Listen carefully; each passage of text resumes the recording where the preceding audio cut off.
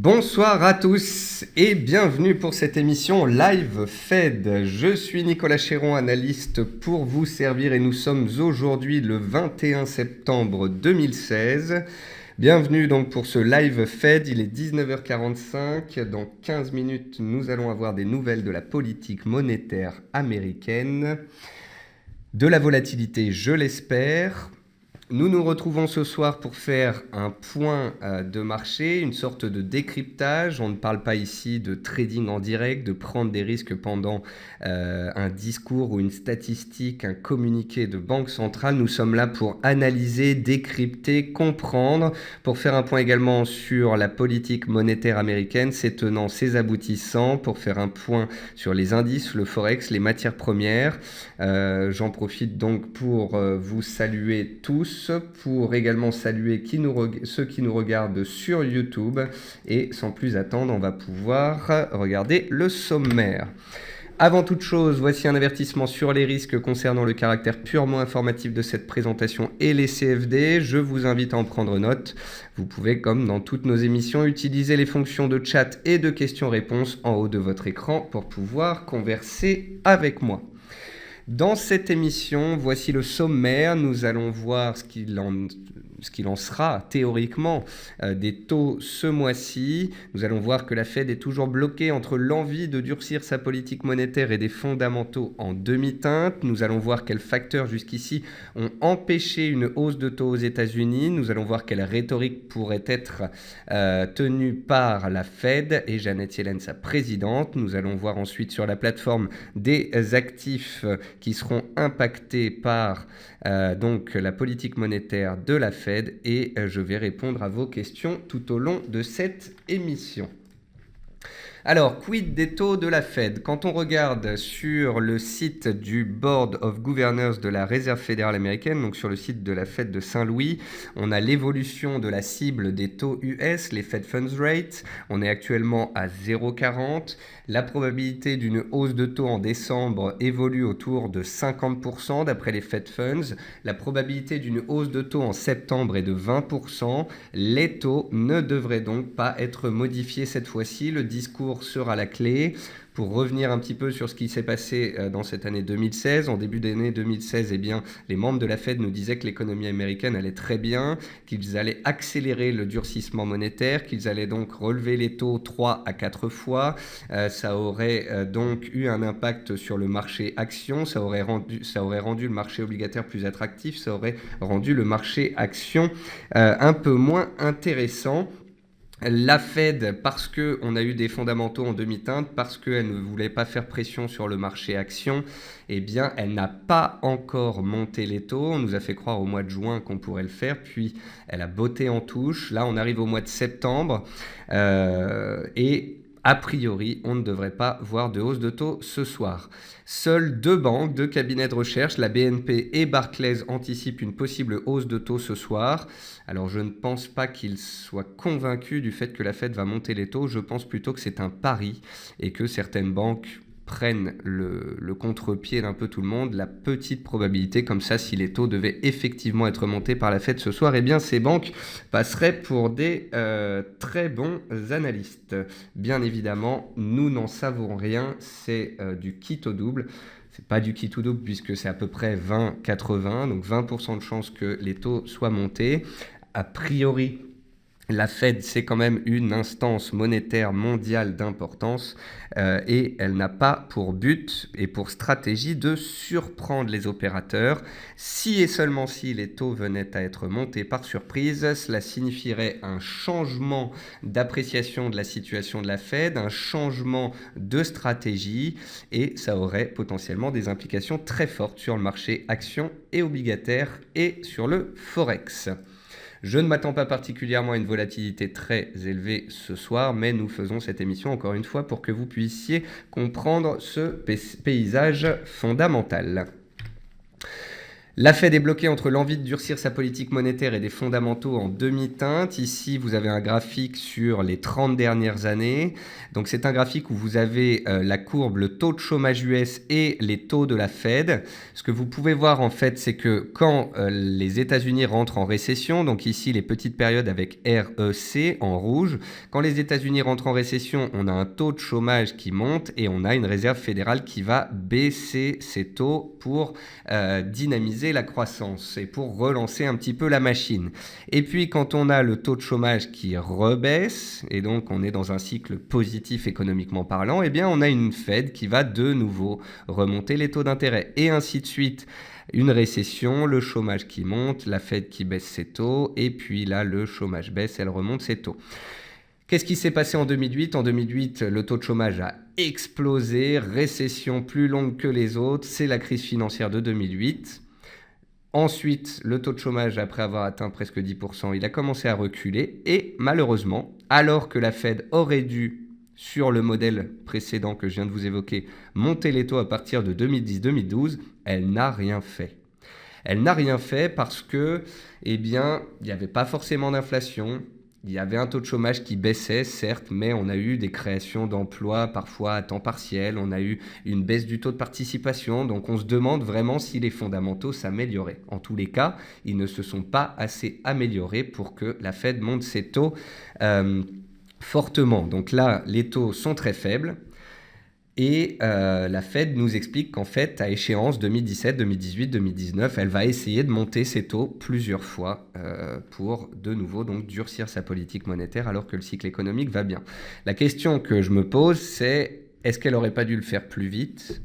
Est-ce qu'elle va pouvoir continuer à le faire ? Parce qu'à tout moment, le chômage pourrait repartir dans l'autre sens.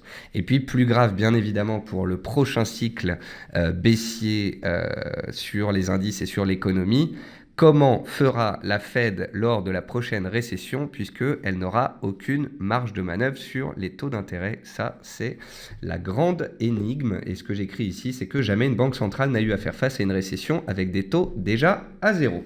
Mais ça, vous l'aurez compris, ces dernières années et depuis la crise de 2008, nous sommes dans un nouveau marché financier administré par les banquiers centraux avec des taux proches de zéro ou qui tendent vers zéro et des liquidités injectées tous les mois pour faire tenir artificiellement ces marchés. C'est pour ça que j'utilise souvent le terme d'administration des prix par les banquiers centraux.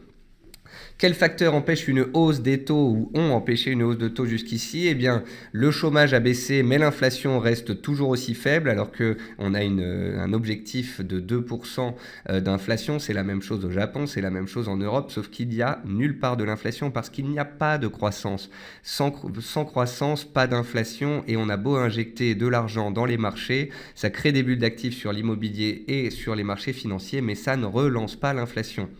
Le niveau de sous-emploi est plus élevé que le laisse supposer le taux de chômage. Les risques financiers mondiaux restent élevés avec une transmission éventuellement financière aux États-Unis. L'année dernière, c'était la Chine. Il y a quelques mois, c'était le Brexit. La hausse du dollar pourrait peser sur les résultats des entreprises américaines. Donc, si les taux sont montés et que le dollar monte, ça pourrait peser sur les résultats d'entreprises. Une hausse de taux avant les élections de novembre aux USA semble peu probable. Et c'est pour ça qu'il serait étonnant qu'on voit une hausse de taux ce soir. Et puis, un durcissement monétaire pourrait à terme peser sur les indices boursiers. Donc ça, c'est toutes les raisons qui ont fait que jusqu'ici, il n'y a pas de hausse de taux. Ensuite, quelle rhétorique est attendue de la part de la Fed ce soir ? En fait, c'est la même rhétorique que ces derniers mois. C'est-à-dire qu'on va essayer de nous dire que ça va bien, mais pas trop bien non plus. Et on va nous dire qu'on va monter les taux, mais pas trop vite. Voilà, donc c'est à chaque fois on met un pas en avant, un pied en arrière. C'est comme si les membres de la Fed essayaient de danser sur des braises. Un coup, ils parlent de durcissement monétaire, le dollar monte, les indices sont sous pression, et puis un coup, ils nous disent « Oh là, mais attendez, on ne va pas les monter tout de suite, on va y aller graduellement, ne vous inquiétez pas, la Fed va rester accommodante. » Donc c'est un peu comme ça que depuis un an et demi, les banquiers centraux administrent les marchés, et notamment les marchés américains, et c'est pour ça que depuis un an et demi, le S&P fait du surplace. Donc, la rhétorique à laquelle je m'attends ce soir, eh bien, je pense qu'on va nous dire que l'économie américaine est tout de même en bonne santé. En effet, même si on a eu en début du mois de septembre, donc le NFP, les créations d'emplois sont ressorties inférieures aux attentes à 151 000 créations d'emplois contre 180 000 attendues en août. Le taux de chômage a augmenté, il est passé de 4,8 à 4,9, mais le chiffre précédent a été révisé à la hausse. Donc, pas d'alerte, on va nous dire que c'est un petit trou d'air, qu'on n'est pas loin de la moyenne des créations d'emplois des 12 derniers mois, puis qu'en plus le chiffre précédent a été relevé, donc voilà, pas d'alerte, les conditions du marché de l'emploi restent bonnes. Ensuite, les chiffres des ventes au détail sont ressortis inférieurs, les derniers, mais JP Morgan considère cela légitime après les bonnes surprises du premier trimestre 2016. Donc voilà, on nous dit... Les chiffres précédents ont été robustes, là il y a un petit trou d'air, mais vous inquiétez pas, par la suite, de nouveau, ça va s'arranger. Et puis Janet Yellen pourrait donc tout de même considérer le nombre de créations d'emplois comme robuste avec 151 000 créations d'emplois, alors que le taux de chômage reste sous les 5%. Mais on pourrait nous dire, voilà, même si ça va ou si ça va aller, donc concernant les chiffres de vente au détail, attention tout de même. L'inflation peine à se reprendre. Alors, est-ce qu'ils vont appuyer sur le fait que l'inflation est ressortie à 0,2 au lieu de 0,1 et donc qu'elle est meilleure? Ou est-ce qu'on va nous dire que l'inflation est à 0,2 et que la cible est à 2% et donc qu'on n'y est pas? Je ne sais pas dans quel sens ça va être tourné, mais vous voyez, c'est toujours l'histoire du verre à moitié plein. La moyenne des créations d'emplois baisse depuis avril 2015, donc ça fait déjà un an qu'en moyenne, lissée sur 12 mois, donc les créations d'emplois sont en baisse aux États-Unis. Donc il n'y a pas tant de marge de manœuvre que ça d'amélioration du marché du travail, voire même un éventuel retournement à court terme. Et puis, la probabilité de hausse de taux n'est pas supérieure à 50% pour décembre. On oscille entre 45 et 55%, probabilité indiquée par les Fed Funds. Donc, c'est toujours cette histoire du verre à moitié vide, à moitié plein. Je pense qu'on va nous dire que l'économie américaine est robuste, que les conditions sont bonnes, qu'on ne monte pas les taux en septembre, mais qu'on pense à les monter pour décembre. Et en fonction de si on nous dit très clairement qu'ils vont être montés ou qu'on n'est pas sûr qu'ils vont être montés, bah voilà, ça va avoir un impact plus ou moins fort sur les indices et sur le dollar. En théorie, un ton très confiant sur les fondamentaux plaiderait pour une hausse de taux en décembre et donc un soutien du dollar. Une Fed accommodante soutiendrait les indices et ferait pression sur le dollar à court terme. Mais à moyen terme, on sait qu'on est dans un resserrement de taux. Donc, même quand la Fed dit qu'elle est accommodante, ça fait baisser le dollar à très court terme. Et puis, très souvent, dans les séances suivantes, on repart dans l'autre sens. Une hausse de taux surprise, bien évidemment, entraînerait une volatilité extrême. Et puis attention au piège, la première réaction au chiffre peut s'inverser rapidement. On peut monter un petit peu sur les indices puis rechuter par la suite. Et puis trop d'optimisme pourrait faire pression sur les indices car une hausse de taux est en théorie un soutien pour l'obligataire et donc un poids sur le marché action. Donc voilà, vous l'aurez compris, c'est vraiment 80% de chances que les taux soient pas montés. Et ensuite, c'est l'histoire du verre à moitié plein. Concernant les configurations qu'on va regarder ce soir. En haut, vous avez le S&P 500 en données 4 heures sur les dernières séances qui est dans une tendance haussière et qui fait face à une résistance à 2150 points. Si la Fed est accommodante, on pourrait dépasser ce seuil pour aller chercher la zone des 2170-2180 points. Si la Fed est extrêmement agressive et qu'elle parle de hausse de taux très clairement ou qu'elle les monte, on pourrait casser le support à 2135 et revenir vers les plus bas travaillés début décembre, vers les 2100 points. Sur le 440, j'ai pas pris un graphique en 4 heures, j'ai pris un graphique en 30 minutes pour vous montrer cette petite oblique qui fait pivot, qui passe par les plus bas des dernières séances, qui matérialise une tendance haussière. Donc très clairement, on est sur support sur le S&P et sur le CAC. Tant qu'on tient ce support, on peut aller chercher les plus hauts du jour. Si et seulement si on cassait les 4390 points et qu'on clôturait dessous, alors les baissiers prendraient la main à très court terme et on pourrait revenir chercher les zones de gap vers 4350. Ici, c'est l'USD Yen et l'USD Yen aujourd'hui, il est brouillon parce que la BOJ a tenté d'affaiblir le Yen. Malheureusement, ça a duré à peu près 3-4 heures et très rapidement, le mouvement est parti dans l'autre sens. Et les trois actifs qu'on a ici en bas, c'est le pétrole, l'euro et l'or. Donc, c'est trois actifs dénominés en dollars. Et très rapidement, en regardant ces trois actifs, on va pouvoir savoir si le discours est plutôt accommodant ou agressif. Voilà. Donc là, il est 20 heures. Le pétrole a déjà réagi sur support et il est plutôt soutenu. L'euro-dollar a réagi en soirée sur support. L'or est également recherché. Pour l'instant, les opérateurs donc partent du principe que les taux ne seront pas changés, ce qui fait un peu pression sur le dollar. Après, s'il y a une hausse de taux, ça peut faire monter le dollar et faire pression sur les différents actifs dénominés en dollars. Et puis, autre solution, si la Fed nous laisse entendre que là, elle ne monte pas les taux, mais que de toute façon, elle va le faire plus tard, ça peut également tirer le dollar à la hausse et faire pression sur ces différents actifs. Donc voilà, on va suivre tout cela en parallèle. Donc, on va surtout suivre les commentaires, les communiqués. Les taux restent inchangés, donc ça, c'était pratiquement sûr.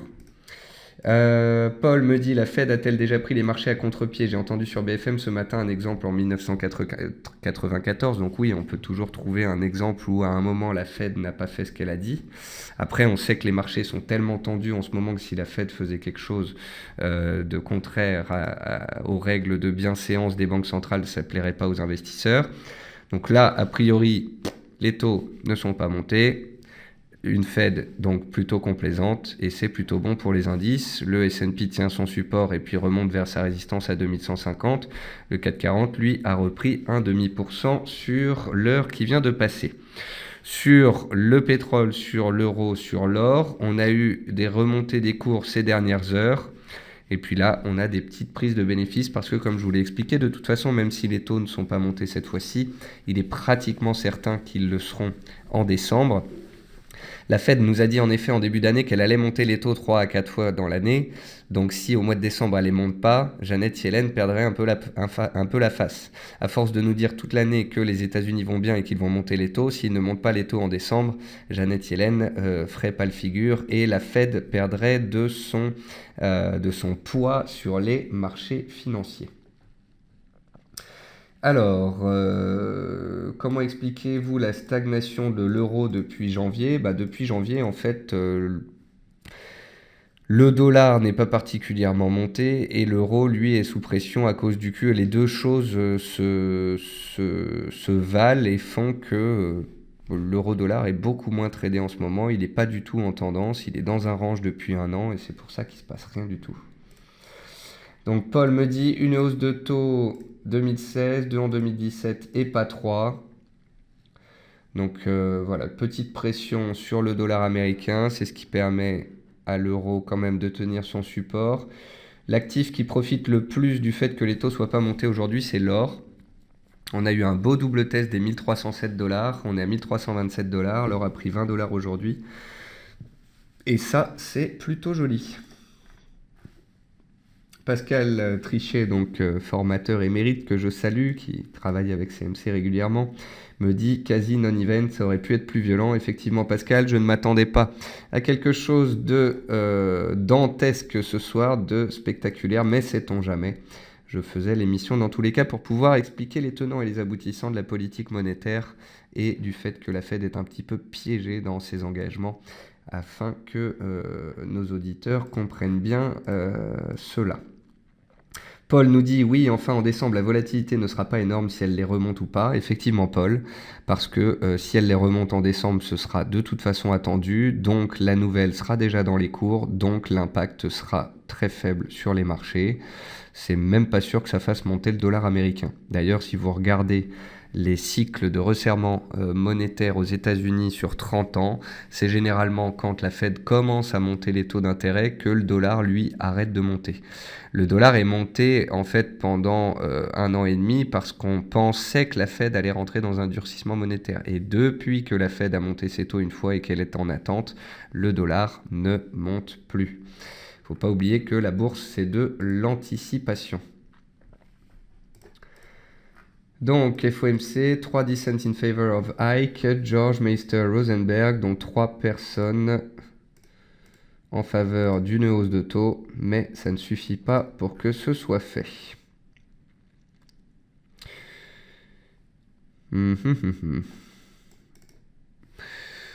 Bon. On a donc un S&P qui tient son support. Faut voir si on attaque les 2150 points, auquel cas, comme je vous le disais, on peut faire un report du range entre 2135 et 2150 et ça donne un objectif théorique vers 2165 points. Le 440, il a tenu les 4400 points, il est à 4420 points. On a ici un beau pivot à 4430 points qui correspond au plus bas travaillé ce matin et au plus haut travaillé vers 16h30. Donc si ce soir ou demain matin, après l'ouverture, on attaque les 4430 et qu'on les casse, on a de grandes chances d'aller chercher les 4450, voire 4500 points par la suite. En fait, à court terme, la Fed est accommodante, donc c'est quand même un point positif pour les indices. Et après, concernant le dollar, à court terme,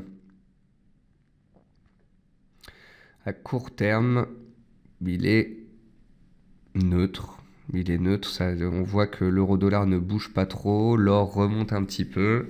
Alors c'est très particulier de voir les indices et l'or monter en même temps. Je vais regarder les autres paires du Forex. On va regarder un peu les matières premières ensemble. Faire un petit tour des marchés en version matinale. Hop. Là, la paire que vous voyez sous les yeux, c'est l'euro-yen sur 8 mois. Vous voyez qu'Ishimoku fonctionne très très bien sur l'euro-yen. Alors, le 440, le voici. Donc le 440, il a rebondi vendredi dernier sur support à 4300 points. Gros support de moyen terme testé en juillet et en août. Tant qu'on est au-dessus des 4380 points, le 440 est dans un rebond technique, dans une reprise haussière potentielle. Si on casse les 4450 points qui correspondent à 50% de retracement de la baisse de début septembre, on pourrait de nouveau aller chercher la zone des 4550. Ensuite, le DAX, lui, il est un petit peu plus punchy. Il a, comme le 440, retracé 50% de son range pratiquement. C'est la zone des 10 540 qui fait résistance.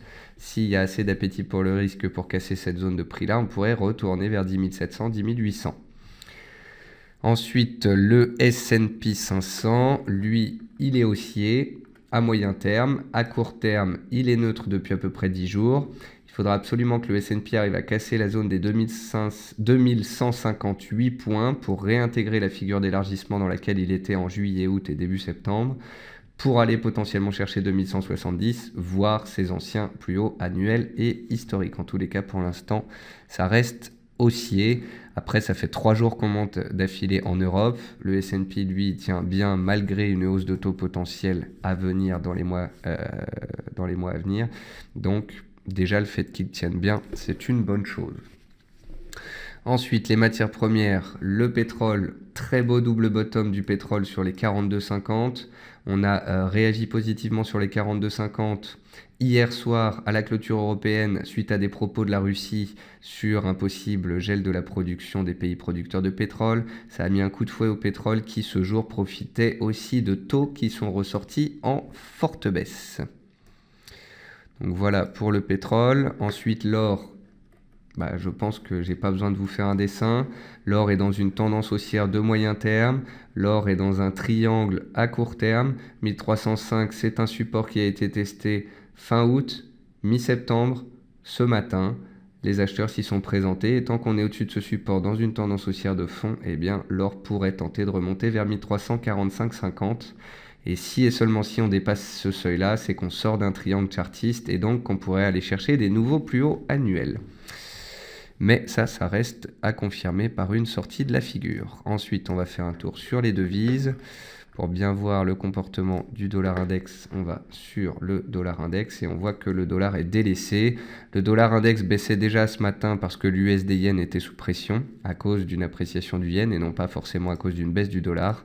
Et puis là, depuis une heure, étant donné qu'il n'y a pas de hausse de taux, eh bien le dollar baisse. Mais comme je l'explique à chaque fois que le dollar baisse parce que les US ne montent pas les taux, on a eu des trous d'air, on a baissé sur le dollar, mais à moyen terme, depuis 2-3 mois, on a quand même une pente haussière de fond. La raison en est simple, même si les taux ne sont pas montés maintenant, ils le seront en théorie dans les mois à venir. Donc on joue en fait toujours des écarts, on joue du yo-yo. Et puis sur l'euro-dollar en fait, c'est un scénario que j'avais évoqué ce matin, à très court terme, même si je vous ai expliqué que les taux ne seraient pas montés, que ça pouvait faire une petite pression sur le dollar et qu'à moyen terme, le dollar devrait reprendre sa pente haussière puisqu'on parle de hausse de taux à venir. Ce matin, j'avais posté ce graphique sur Twitter et j'expliquais qu'en fait, si les taux n'étaient pas montés et qu'on tenait bien les 1,1150, eh bien, on aurait une réintégration peut-être violente à la hausse de l'euro-dollar vers les 1,1220, la moyenne mobile à 30 jours, voire les 1,13. Parce que pas de hausse de taux à court terme dit pression sur le dollar. Donc l'euro-dollar il est dans un triangle, il s'est fait une petite frayeur sous la borne basse du triangle. Et le fait qu'il fasse un piège ce matin, eh bien, laisse entendre généralement qu'il y a des vendeurs qui sont fait coincer. Et généralement, quand on coince les vendeurs, on repart 2 fois plus vite dans l'autre sens. Donc c'est pour ça ici que maintenant que le dollar est sous pression, l'euro, lui, fait sa petite envolée en données horaires. Et c'est la raison pour laquelle on a l'or, le pétrole et l'euro qui sont soutenus. C'est parce qu'à très court terme, il n'y a pas de hausse de taux et la Fed botte en touche. Mais comme je vous l'ai expliqué, elle va très certainement monter les taux en décembre. Donc, imaginons qu'à court terme, les taux ne sont pas montés, le discours est plutôt accommodant, on a des indices qui sont soutenus, on a le dollar qui baisse, on a l'or, l'euro, dollar, le pétrole qui remonte, et puis d'ici 2 jours ou d'ici une semaine ou d'ici un mois, à tout moment, on peut de nouveau avoir des bons chiffres américains ou bien des membres de la Fed qui disent oui, on n'a pas monté les taux en septembre, mais on va le faire en décembre. La probabilité alors de hausse de taux en décembre remonterait sur les Fed Funds et alors le dollar de nouveau serait recherché et les différents actifs dont je viens de vous parler dénominés en dollars se retrouveraient de nouveau sous pression. Donc voilà, c'est toujours un ping-pong entre on va les monter, on va pas les monter. À court terme, ils sont pas montés, petite pression sur le dollar et soutien aux indices. Alors effectivement, Gilles, le platinium tient particulièrement bien son support. On avait vu ensemble que le platine était revenu sur un support oblique qui passait par tous les plus bas depuis 6 mois. Et donc ceux qui ont fait le pari de la baisse du dollar via les matières premières, eh bien sur le platine, tout comme sur l'or, en profitent. Bonjour Philippe, bonjour à ceux qui nous rejoignent maintenant. Je finis de répondre à vos questions. Alors Olivier dit, est-ce que ce ne sont pas les propos de Janet Yellen qui risquent de faire bouger les indices? Qu'est-ce que vous... Enfin, oui, la réponse est oui, ça peut engendrer un contre-coup. En fait, c'est souvent le cas. On baisse pas, on monte pas les taux, donc pression sur le dollar, et puis après des propos de Janet qui diraient oui, mais ils vont monter, donc hop, le dollar reprendrait un peu le dessus. Donc faut voir ce que Janet Yellen va dire, si elle va aller dans le sens du communiqué ou si elle va au contraire balancer un peu les propos. Si elle balance pas les propos, les actifs en dollars et les indices pourraient continuer de rester soutenus. Et puis comme je vous l'ai dit, souvent après Janet Yellen, soit un jour, soit une semaine après, hop, d'un coup, il y a des membres de la Fed qui vont de nouveau dire on va monter les taux bientôt. Christophe dit le cuivre est posé sur sa moyenne mobile à 100 jours en journalier. Depuis quelques jours, a-t-il encore un potentiel haussier? En fait, quand on voit le platine, le palladium, l'or, l'argent décalé à la hausse, si le cuivre ne décale pas à la hausse, c'est quand même sacrément décevant. Donc il ne faut pas oublier que le cuivre, c'est très spécial. Depuis 6-8 mois, il est dans un range mensuel, posé sur un support. Et après, en données journalières, c'est très neutre depuis plusieurs mois. Donc le cuivre, à vous dire vrai, je ne m'y suis pas du tout intéressé ces derniers temps. Les métaux précieux, or, argent, platine, palladium, eux, profitent de l'effet dollar. Plus de spéculation, le fait que le cuivre n'en profite pas, c'est quand même un petit peu décevant. On va repasser rapidement sur les indices.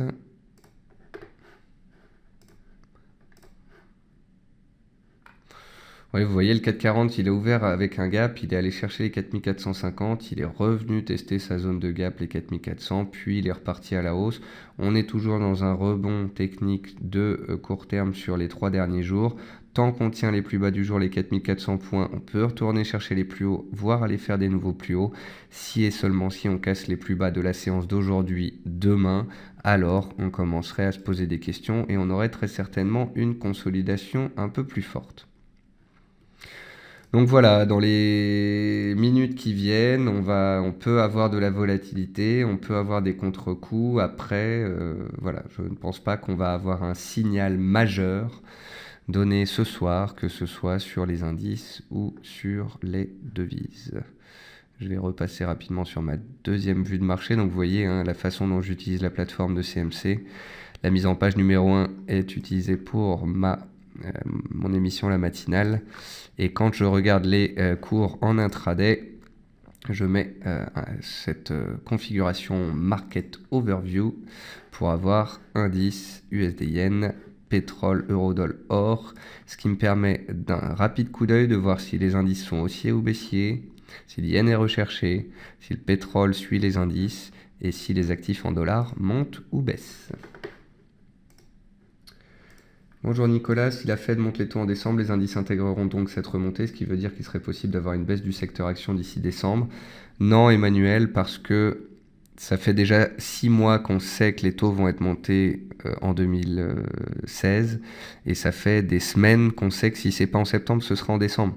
Donc en fait, le fait que les taux vont sûrement être montés en décembre est déjà intégré. Là, je vous le dis, on le sait déjà, la probabilité est de plus de 50%, on est sur le même modèle que 2015, donc peut-être que les 2 jours avant, ça va peut-être faire pression un petit peu sur le marché action, mais la nouvelle, elle est digérée. En fait, ce qui fait bouger les marchés, ce qui fait décaler les marchés, c'est quand une banque centrale change de politique ou qu'elle accentue une politique. Là, il n'y a rien en changement, il n'y a aucune surprise. Si la Fed monte les taux encore une fois en 2016, ce sera comme en 2015, ce ne sera pas une grande nouveauté et ça n'aura pas forcément une incidence très forte. Bon, bah écoutez, ce qu'on peut voir très clairement, c'est 1. Les indices tiennent les supports mais n'ont pas non plus envie de s'envoler ce soir. On attendra donc les autres catalyseurs de la semaine pour voir s'il y a un petit peu d'action. Suivez les plus bas du jour comme référence. Sous les plus bas du jour, on passerait d'une tendance haussière de court terme à une consolidation. Même chose sur le S&P. Tant que le S&P est au-dessus de 2135 points, c'est aussi à court terme. Sur le pétrole, c'est plutôt positif et bien orienté et il profite et de spéculation sur un éventuel gel de la production, même si je n'y crois absolument pas, et de l'effet de la baisse du dollar. Et puis, à très court terme, pour les acheteurs de support sur l'euro et sur l'or, vous avez la possibilité, bien évidemment, soit de renforcer, soit de couper, soit de remonter vos stops, bref, de faire ce que vous voulez. Mais en tous les cas, pour ceux qui avaient mis à profit les supports, c'est actuellement un gain. Bravo à vous. Voilà, bah écoutez, vous avez les supports, vous avez les résistances, vous avez la politique monétaire, vous avez mon avis sur la question. Je vous invite non plus à pas non plus scotcher devant les écrans jusque 22h ce soir. Voyons dans les heures à venir, dans les séances à venir, si des membres de la Fed viennent corroborer le communiqué de ce soir ou si au contraire ils sont un peu plus agressifs. Voyons les prochains catalyseurs fondamentaux, les résultats d'entreprise dans les 2 séances à venir et donc la direction que prendra le marché. Retrouvez-moi demain matin à 10h pour la matinale. On fera un point sur les marchés, sur les actions, les fondamentaux et les prochaines statistiques à venir. Voilà, sur ce, je vais vous souhaiter à tous une très bonne soirée, un bon appétit pour ceux qui n'ont pas encore mangé. Je vous retrouve donc ce soir sur Twitter pour quelques commentaires, demain matin à 10h pour la matinale, et puis tout au long de la séance sur Twitter. Et à partir de la semaine prochaine, donc, j'aurai une série d'analyses que je vous publierai, notamment sur des matières premières, sur des paires en dollars. Mais j'attends un petit peu que les marchés se décantent. Cette rentrée est un petit peu poussive, ça manque de volatilité, ça manque d'entrain. J'attends donc que les marchés nous donnent un peu plus de signaux. Merci à tous de m'avoir rejoint donc pour ce petit live Fed ce soir. Passez une très bonne soirée et à demain sur les marchés. Au revoir à tous.